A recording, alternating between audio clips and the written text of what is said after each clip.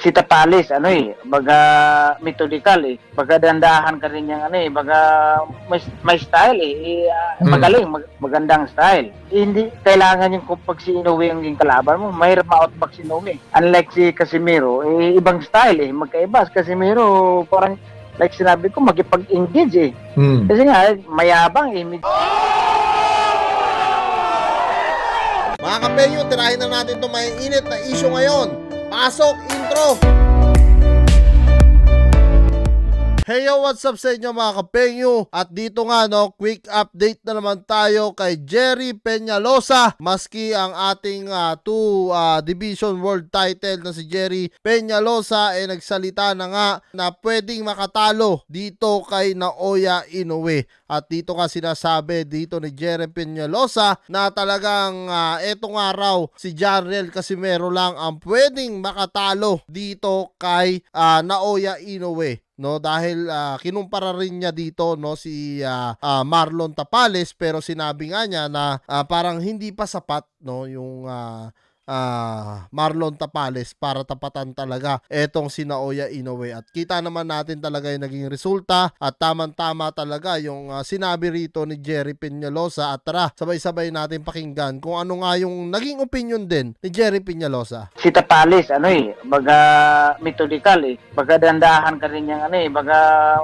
may style magaling, magandang style. Hindi kailangan yung pag si Inoue ang kalaban mo, mahirap ma-outback si Inoue. Unlike si Casimiro, ibang style magkaiba. Si Casimiro, parang like sinabi ko, magipag-engage Kasi nga, mayabang medyo gusto niyang may papatunayan Kasi matagal niyang gusto. At personally, I think si Inoue takot kay Casimiro. Among na Pilipino, si Casimiro kinatakutan niya. And then yun at this point of time. So yan mga kapenyo, rinig na rinig nyo naman na sinabi mismo ng ating 2 Division World title na si Jerry Peñalosa na kahit nga raw siya naniniwala siya na takot dito si Inoue kay Cuadro Alas mga kapenyo. At kay Tapales naman mga kapenyo, magkaibang araw kasi ang estilo neto ni Tapales at ganun na rin kay Casimero na kung saan natapat nga talaga etong estilo ni Tapales na saktong-sakto naman dito kay Naoya Inoue.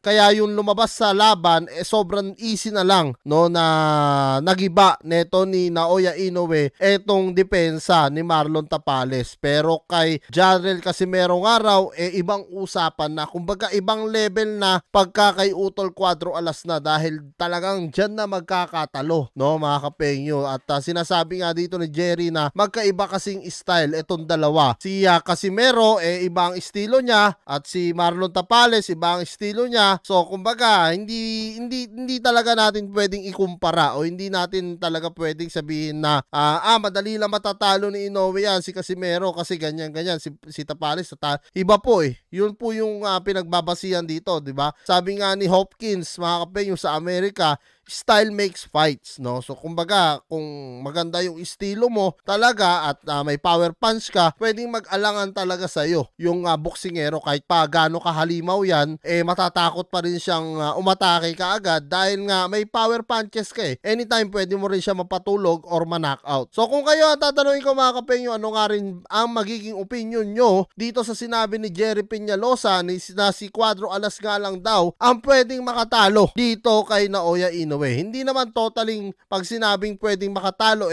talo na kaagad si Inoue. Parang ibig niya sabihin dito 50-50 fight para kay Inoue to. Kumbaga pwede siyang mapahirapan talaga ni Cuadro Alas or pwede rin siyang matalo. Kumbaga may chance din mga kapenyo. At kung kayo ang tatanungin ko nga, comment nyo na lang down below lahat yan at lahat po yan mabasahin ko. Maraming salamat mga kapenyo at kita kasi naman tayo sa sunod kong reaction videos. Waiting for you if you had to leave. I would wait a lifetime if you were at sea. I just wanna say that I feel that our love is real. Maybe we should hurry up and seal